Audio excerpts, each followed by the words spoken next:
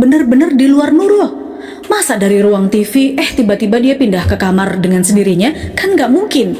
Lebih menakutkannya lagi, dan juga ada tulisan-tulisan lain yang berbunyi, "Saya ingin tinggal di sini." Museum ini tuh dikenal sebagai museum paranormal dan berisi berbagai benda-benda yang dikaitkan dengan aktivitas supranatural, teman-teman.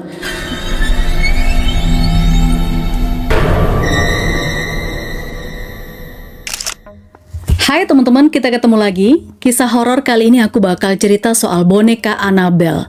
Iya, boneka Annabelle. Ini adalah salah satu cerita horor yang terkenal dan sering kali dikait-kaitkan dengan fenomena mistis di seluruh dunia. Kalau misalnya kamu pernah nonton nih film-film seperti Conjuring, Annabelle, pasti nggak akan asing deh dengan kisah boneka yang satu ini. Tapi tahukah kamu teman-teman kalau cerita aslinya boneka Annabelle ini jauh lebih mendalam dan menakutkan? Nah, penasaran seperti apakah kisah boneka Annabelle? Aku akan bahas di sini. Kamu enakin rebahannya, siapin saja cemilannya. Aku mulai ceritanya sekarang.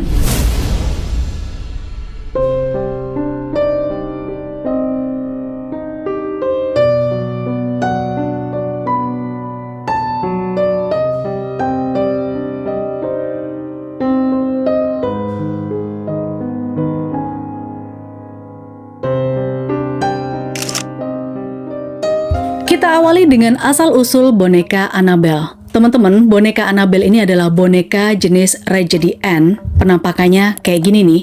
Nah, dia ini sebuah boneka yang dikenal karena desainnya yang sebenarnya sederhana dan cukup ramah anak ya. Boneka ini memiliki ciri-ciri khas seperti gaunnya berwarna merah, rambutnya warna merah, dan wajahnya itu tampak ceria banget. Sebenarnya malah nggak ada serem-seremnya, terkesan lucu malahan ya. Tapi yang membuat boneka ini nyeremin itu adalah kisah di balik bonekanya. Jadi ceritanya gini. Pada akhir 1960-an, ternyata boneka ini dimiliki oleh seorang perawat muda bernama Donna. Donna dan temannya sekamar ini namanya Angie menerima boneka ini sebagai hadiah dari ibunya Angie. Boneka itu awalnya ya tampak seperti boneka biasa aja dan gak ada yang mencurigakan teman-teman. Donna ini sering banget meletakkan boneka Annabelle ini di kamar tidurnya, ya kamar tidur mereka ya, sebagai dekorasi atau hiasan.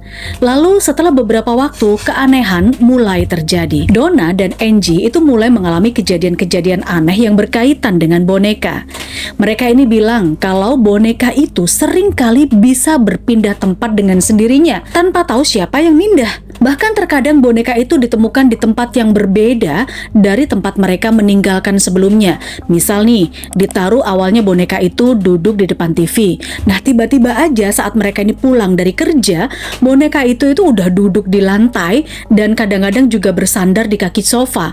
Kalau nggak gitu ya bersandar di dinding dekatnya TV. Dan yang bikin ngeri lagi, ada satu momen nih, Donna menemukan boneka itu di tempat tidur dengan posisi yang tampaknya nggak mungkin bisa dicapai secara normal. Bener-bener di luar Nurul. Masa dari ruang TV, tiba-tiba dia pindah ke kamar dengan sendirinya? Kan nggak mungkin. Lebih menakutkannya lagi, Donna dan Angie ini juga menemukan semacam catatan-catatan kecil yang ditulis dengan tangan seorang anak gitu ya. Ada di sekitar boneka itu. Tulisan itu berpesan, "Tolong kami." Dan juga ada tulisan-tulisan lain yang berbunyi, "Saya ingin tinggal di sini." Inilah yang membuat mereka merasa bahwa ada yang nggak beres nih dengan boneka itu. Karena merasa tertekan dan ketakutan, Donna dan Angie lalu memutuskan untuk mencari bantuan dari seorang paranormal, teman-teman. Nah, paranormal itu lalu melakukan sesi komunikasi nih dengan roh yang diyakini berada di dalam boneka. Katanya sih, boneka itu dihuni sama roh seorang gadis muda yang namanya itu adalah Annabelle Higgins. Annabelle Higgins ini cerita semasa hidupnya cukup sedih karena dia juga kehilangan nyawa secara tragis. Tidak ada tempat tinggal untuk pergi. Nah, roh Annabelle itu dianggap tidak memiliki niat jahat, tapi paranormal itu memperingatkan kalau roh ini nih, roh si Annabelle ini itu merasa terikat pada boneka dan dia ini pengen banget mendapatkan perhatian, terus juga pengen diakui keberadaannya. Gak berhenti sampai di situ aja, karena Donna dan Angie ini merasa khawatir dan takut ya. Akhirnya mereka menghubungi Ed dan Lorraine Warren. Ini adalah pasangan penyelidik paranormal yang terkenal karena pengalaman mereka dengan kasus-kasus supranatural di zaman itu. Nah, Ed Warren itu adalah seorang penyelidik paranormal dan juga demonolog. ini seperti ahli penyelidik iblis gitu loh. Sedangkan Lorraine Warren itu adalah seorang sensitive psychic dan medium.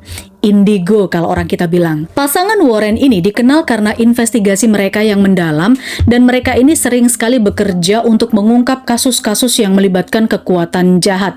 Pokoknya mereka hits banget lah di zamannya. Oke, Ed dan Lorraine Warren memulai penyelidikan dengan berbicara langsung kepada Donna dan Angie tentang pengalaman mereka sama boneka ini. Nah, mereka ini mengumpulkan informasi detail ya tentang kejadian-kejadian aneh yang ada di sekitar boneka. Termasuk nih ya, pergerakan boneka dan juga catatan-catatan yang ditemukan sama Donna dan Angie tadi loh. Lalu, pasangan Warren ini memutuskan untuk melakukan sesi komunikasi dengan roh yang diduga bersemayam di dalam boneka. Nah, sesi ini teman-teman dilakukan oleh Lorraine Warren karena memang Lorraine ini kan dia yang indigo ya, dia yang punya kemampuan untuk berkomunikasi dengan roh. Kalau paranormal sebelumnya kan mengklaim bahwa di dalam boneka itu ada roh seorang gadis muda bernama Annabelle Higgins yang sudah meninggoy dengan cara yang sangat tragis. Nah, apa bener nih? Jadi si Lorraine ini mau ngebuktiin loh versinya dia, apakah memang benar ada roh anak gadis di dalam boneka itu. Sedangkan Ed Warren dengan latar belakang sebagai demonolog mengevaluasi sifat entitas yang menurutnya lebih dari sekedar roh seorang gadis muda. Ed dan Lorraine Warren percaya nih teman-teman, kalau boneka Annabelle ini itu tidak hanya dihuni oleh roh saja, roh yang biasa-biasa aja enggak, tapi dihuni oleh entitas jahat yang menggunakan boneka itu sebagai alat untuk memasuki dunia nyata dan mengganggu kehidupan orang-orang di sekitarnya. Serem juga ya kalau udah gitu ya. Bahkan pasangan Warren juga memperingatkan kalau entitas di dalam boneka itu sangat berbahaya. Mereka bilang boneka ini sudah menjadi sarana bagi kekuatan jahat untuk menciptakan ketakutan dan juga kekacauan. Jadi boneka ini semacam kayak punya rencana khusus gitu. Ed Warren menjelaskan kalau entitas ini itu mencoba untuk mengendalikan dan merasuki orang-orang yang ada di sekitarnya melalui boneka Annabelle ini. Lah terus gimana dong selanjutnya? Oke, sabar ya. Aku mau minum dulu. Boleh ya? Kita break sebentar. Nah, melihat kondisi ini, otomatis boneka itu kan harus diamankan teman-teman ya. Nah, penanganan dan penyimpanan boneka Annabelle itu adalah bagian yang sangat krusial dari kisah mistisnya. Terutama nih setelah Ed dan Lorraine Warren menyimpulkan kalau boneka ini nih merupakan sarana bagi entitas yang sangat jahat. Setelah melakukan penyelidikan dan mendokumentasikan fenomena aneh yang berkaitan dengan boneka ini teman-teman, pasangan Ed dan Lorraine Warren ini memutuskan untuk mengambil boneka Annabelle dari Donna dan Angie. Udah deh, daripada bahaya, biar kami aja yang merawatnya, biar kami aja yang mengatasinya. Ya karena berbahaya banget dan bisa menyebabkan lebih banyak kerusakan kalau misalnya boneka ini tetap berada di tangan Donna dan Angie. Jadi nih prosesnya lumayan rumit teman-teman ya, tidak dijelaskan. Pasangan Warren ini mengambil boneka ini dengan sangat hati-hati sekali karena mereka sangat paham kan, entitas jahat yang mungkin bisa mengendalikan boneka ini berusaha melawan atau mengganggu selama proses pengambilan itu. Mereka melakukan prosedur khusus untuk memastikan keselamatan mereka selama proses pengambilan atau pemindah tanganan ini ya, dari Donna dan Angie ke pasangan Warren. Yang pasti ya ada ritual-ritual khususnya. Boneka Annabelle ini akhirnya dibawa ke museum pribadi Ed dan Lorraine Warren di Monroe, Connecticut. Museum ini tuh dikenal sebagai museum paranormal dan berisi berbagai benda-benda yang dikaitkan dengan aktivitas supranatural, teman-teman. Nah, di museum itu ya, boneka Annabelle itu ditempatkan khusus loh di dalam kotak kaca yang memang dirancang spesial buat menahan energi jahat dan melindungi pengunjung dari dampak negatif dari boneka itu. Wah, kita nggak ngebayangin ya gimana besar dampaknya. Nanti kita akan tahu. Kotak kaca itu katanya memiliki kunci dan nggak bisa dibuka tanpa izin yang khusus juga. Kotak ini tujuannya untuk mengisolasi si boneka dari lingkungan sekitarnya dan mencegah entitas yang mungkin ada di dalamnya situ untuk mempengaruhi orang-orang di luar. Bahkan ya, kotak kaca itu dilengkapi dengan label warning peringatan yang mencantumkan kalau boneka ini bahaya banget, boneka Annabelle ini bahaya banget. Peringatan ini mencakup informasi tentang kekuatan jahat yang dikaitkan dengan boneka Annabelle, dan juga termasuk memperingatkan para pengunjung di museum itu untuk tidak mengganggu atau bahkan meremehkan benda ini gitu ya. Meskipun hanya sekedar boneka atau mungkin hanya kaca aja, tapi ini berbahaya. Nah, untuk memastikan kalau boneka Annabelle tetap aman dan tidak mempengaruhi lingkungan sekitar nih teman-teman, bahkan museum itu menjalankan prosedur keamanan yang sangat ketat. Hanya personil dari museum yang berwenang saja yang memiliki akses nih buat memeriksa atau merawat boneka itu atau sekedar membersihkan gitu ya. Selain itu, pengunjung tuh tidak diizinkan, sama sekali nggak diizinkan untuk menyentuh atau bahkan berinteraksi dengan boneka Annabelle secara langsung. Ya udah, kalau mau datang ke sana berkunjung ngelihat ya tinggal begini aja, nggak boleh disentuh, nggak boleh dipegang. Lalu apakah pernah ada sih kejadian yang dialami oleh pengunjung di museum itu? Ternyata ada. Ceritanya gini teman-teman, ada beberapa laporan ya tentang kejadian-kejadian aneh atau ya bisa dikatakan kecelakaan yang dialami oleh orang-orang di sana yang mencoba menggoda atau sekedar meremehkan boneka Annabelle.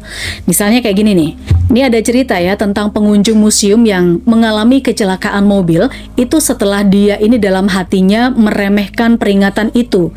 Bahkan juga ada beberapa pengunjung nih yang melaporkan mereka ini kalau masuk ke museum itu kayak perasaannya tuh nggak nyaman. Pokoknya ada ketidaknyamanan gitu loh setelah mereka ini berada di dekat kotak kaca yang menyimpan boneka Annabelle. Terus juga para pengunjung yang lainnya menyampaikan, yang paling terkenal nih ya, ini melibatkan seorang pria yang katanya mengunjungi museum itu dan menggoda boneka Annabelle. Nih orang ya benar-benar nekat. Konon setelah dia berinteraksi dengan boneka Annabelle dan meremehkan peringatan itu, sang pria ini mengalami kecelakaan mobil fatal dalam waktu singkat setelah dia berkunjung ke museum itu. Bayangin, langsung instan loh. Nah, cerita ini menjadi salah satu peringatan yang paling sering diceritakan untuk mengingatkan para pengunjung nih dan bahaya potensial dari boneka Annabelle.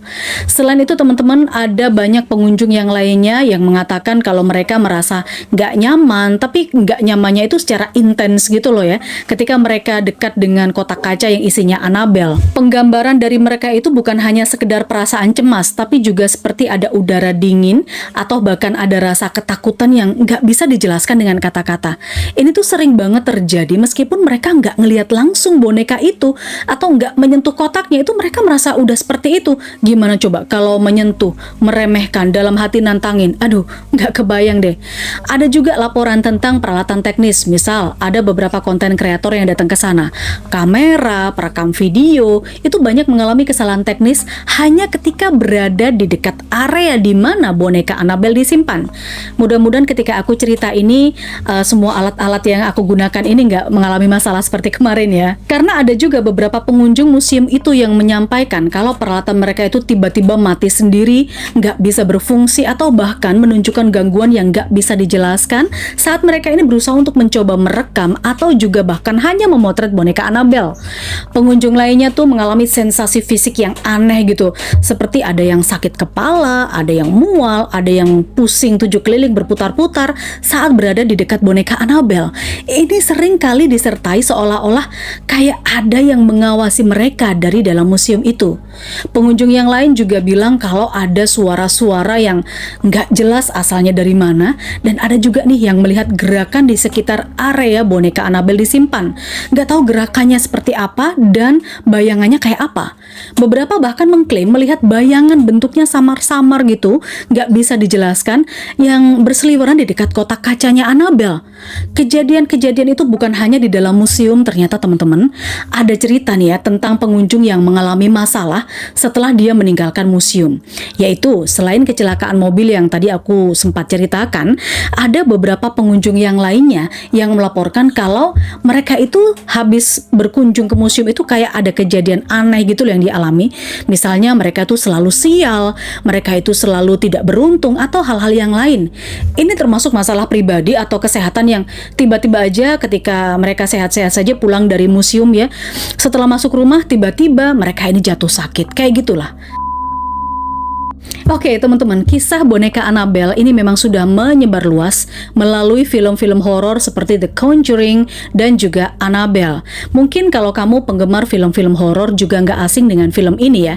Tapi kalau misalnya ada sebagian di antara kamu yang ingin menambahkan cerita yang sudah aku sampaikan ini, silakan kamu tulis aja di kolom komentar. Next, aku akan cerita seputar kisah-kisah mistis dan juga cerita horor yang lainnya di channel ini. Jangan lupa bantu kasih dukungan ya agar channel ini terus berkembang. Jempol ke atas, subscribe, dan diklik lonceng notifikasinya. Kalau kamu mau berbagi cerita dengan aku, silahkan kamu tinggal hubungi saja kontak WhatsApp yang ada di deskripsi video ini. Ketemu lagi di video berikutnya. Bye-bye.